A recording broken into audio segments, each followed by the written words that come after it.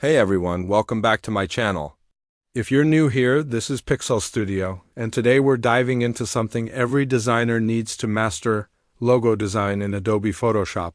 Whether you're creating a logo for your own brand, a client, or just looking to sharpen your design skills, this step-by-step tutorial will show you how to go from a blank canvas to a clean, professional logo all within Photoshop. Don't forget to subscribe, like, and comment. All right, let's jump in.